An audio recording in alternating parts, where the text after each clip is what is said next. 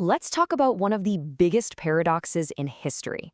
You have this man, Saint Joseph, who's a central character in one of the most famous stories ever told. Yet in the entire Bible, he never says a single word, not one. He's often called the father in the shadows, always there, but quiet, discreet. It's a real mystery. And if you look at classic art, you see this play out visually. For centuries, artists like Giotto painted him as, well, kind of old, a bit off to the side, not really in the main action. He's just watching Mary and Jesus, lost in thought. He's absolutely essential to the scene, but he's always sort of guarding it from the background. So that gets you wondering, doesn't it? Who was this man really? What can we possibly know about him if he never speaks? Well, that's exactly what we're going to dive into today. We're going to try and peel back the layers on this humble carpenter who played such a massive role in history. So, here's our game plan. We'll start by looking at this idea of the man in the shadows to really get his defining choice. Then we'll explore 7 key virtues of his fatherhood, see how he became a global patron of the church, and finally, figure out why this silent saint might be the perfect model for us today. All right, first up, let's get right to the heart of who Joseph was, because pretty much everything you need to know about his character is revealed in this one single critical moment, a decision that showed the world his true colors. The Gospels only use one word, one adjective to describe him, just. In the original Greek, that's dikaios. Now, this is not just some casual description. It is packed with meaning. It tells us he was a man who was righteous, who lived his life faithfully according to God's will. This one word, it's the key to understanding everything he does next. And boy, is that word just immediately put to the test. I mean, just imagine this. Joseph finds out that Mary, the woman he's engaged to, is pregnant, and he knows for a fact that he's not the father. The law at the time gave him every right to publicly shame her, a move that could have gotten her killed.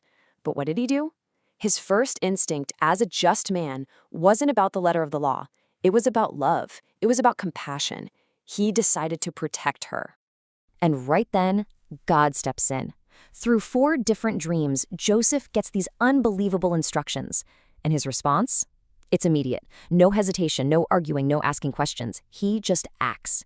He takes Mary as his wife. He packs up and flees to Egypt in the middle of the night. He moves his family around based entirely on these messages from God.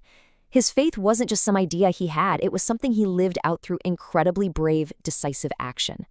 So this idea of righteous action is the foundation for how we've come to understand him today. And actually, pretty recently, Pope Francis gave us this beautiful portrait of St. Joseph in a letter called Petrus Corde, that's with a father's heart, where he lays him out as a model of fatherhood through 7 key virtues.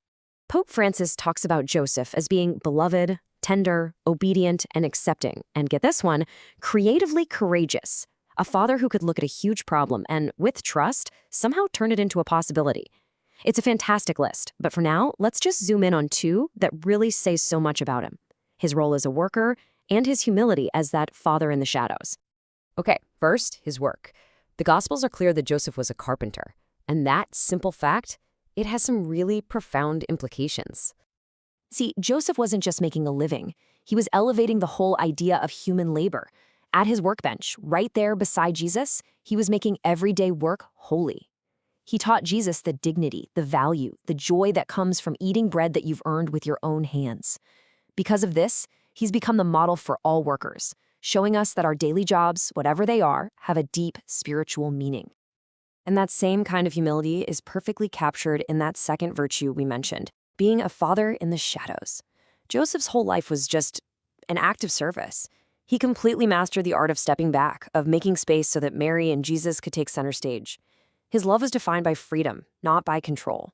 It's a powerful lesson that true fatherhood is about giving yourself away for the good of your family. But you know, a man this quietly powerful couldn't stay in the shadows forever.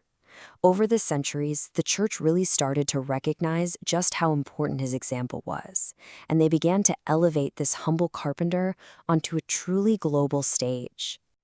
Now, this devotion didn't happen overnight, it grew slowly. Then, in 1870, Pope Pius IX made it official. He declared Joseph the patron of the Universal Church.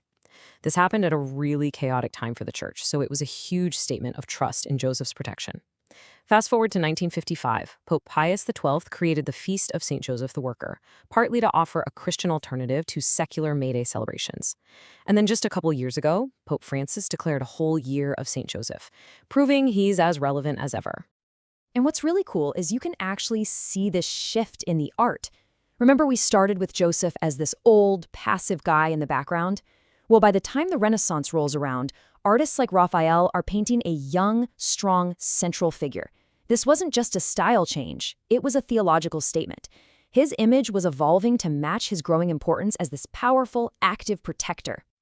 And today? I mean, look at this list. He's the patron saint of the whole church, sure, but also of families, fathers, workers, travelers, immigrants, people trying to buy or sell a house, and even of a happy death. It just goes to show you how his quiet strength and dependable presence really connect with people in every walk of life. So this all brings us to the big question, right?